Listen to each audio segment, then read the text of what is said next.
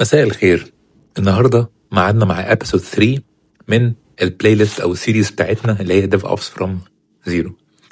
النهارده نبتدي ناخد بقى الموضوع ستيب فيرذر بعد ما فهمنا ايه هو الديف اوبس ان جنرال وايه الكور ريسبونسبيلتيز بتاعت الديف اوبس انجينير.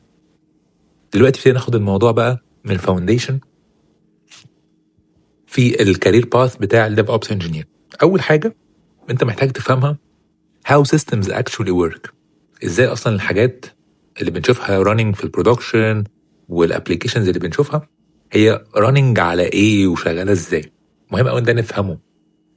والمشكله انه احنا بنروح على طول ننط على ان احنا نفهم دوكر وكوبرنيتيز واي دبليو اس وحاجات زي كده، فانا مش ببقى فاهم قوي البوتم لايرز، فممكن اقع في مشاكل مش عارف سببها ايه. طيب اصلا لما اقول سيستم يعني ايه سيستم؟ سيستم هنا طبعا مش معناها كلاستر او كوبرنيتيز او اي حاجه. سيستم هنا انا بتكلم على ليفل اوبريتنج سيستم. عندنا بروسيسز بترن على الماشين.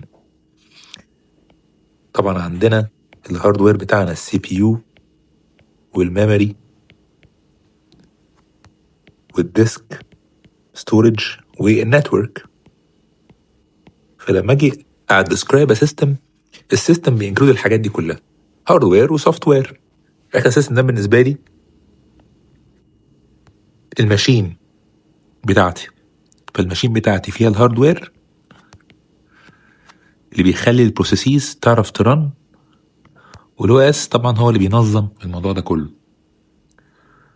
فاي اب انا بعمله ديبلويمنت مهما كان هو ادفانسد وفي الاخر بيرن اون توب اوف الكلام ده. طيب ولما نيجي نتكلم على سيستمز او او اس هنتكلم عن لينكس. واللينكس احنا عارفين انه يعني معظم الماشينز البرودكشن سيستمز بترن على لينكس، مش عشان لينكس ترندي، بس عشان لينكس از ان او اس هو ستيبل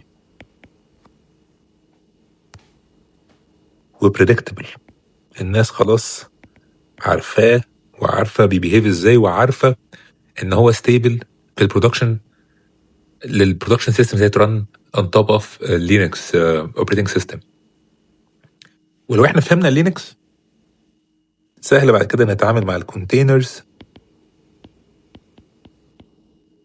والسيرفرز، معظم الكلاود في امز، ان احنا نفهم لينكس كويس. طيب ده ليفل او اس. طيب احنا اتكلمنا عن حاجه اسمها بروسيسز. ايه البروسيسز دي؟ البروسيسز هي مفيش حاجه على السيرفر بنسميها اب بالمناسبه. يعني احنا السيرفر بالنسبه لنا هنعتبر البوكس ده هو السيرفر. مش بقول ان في اب بيرن على السيرفر، انا بقول ان هو في بروسيس بترن على السيرفر. فاحنا السيرفر يفهم بروسيسز، يفهم سيرفيسز، يفهم باك جراوند جوبز، حاجات بترن في الباك جراوند.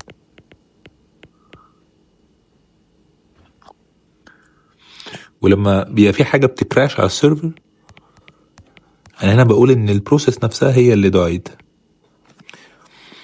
ولو في حاجه بطيئه فده معناها ان الريسورسز اللي هو الهاردوير بتاعي حصل له اكزوشن. خلاص الريسورسز بتاعتي كلها معظمها يوتيلايزد، فالبروسيس بقت بترن ببطء. الريسورسز هنا اللي هي بنتكلم على السي بي يو والميموري، دي بالنسبه لنا احنا ريسورسز. ماشي، يبقى ده كده الاوفر فيو بتاعنا. طيب حاجه كمان احنا بالنسبه لنا السيستم بقدر اتعامل معاه through ايه؟ فايلز. يعني الحياه كلها على لينكس عباره عن فايلز وكونفيجريشنز تتعمل، ولو باجي ديبج ببص على اللوجز. فاحنا بنخرجش بره الثلاثه دول. فتلاقي ان اي ديف اوبس انجينير بيخش على سيرفر او ماشين عايز يديباج سيستم، يبص على الفايلز configurations و environment variables،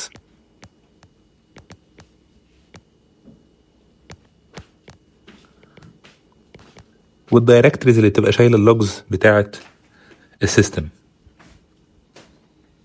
يبقى احنا قبل ما نتكلم عموما في اي تول في الديف اوبس مهم قوي نبقى فاهمين الحاجات دي، فاهمين الاو اس،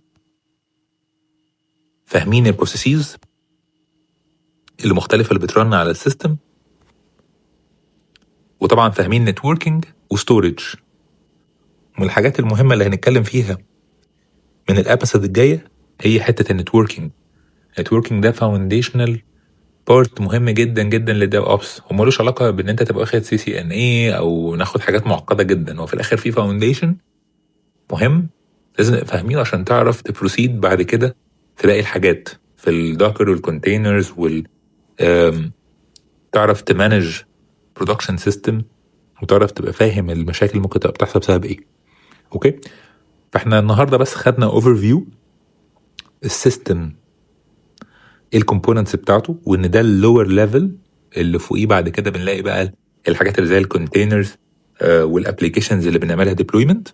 بس ده اللو ليفل اللي احنا محتاجين نبقى فاهمين حاجات فيه، وهنبتدي بحاجات اوريدي فيه من المره اللي جايه نتكلم عن النتوركينج ونفهم الفاونديشن بتاعته اكتر. اوكي، لو عجبتكم الابيسود دي اعملوا لايك، لو حد عنده سؤال يكتب لي كومنت، واستنوا الابيسود الجاي.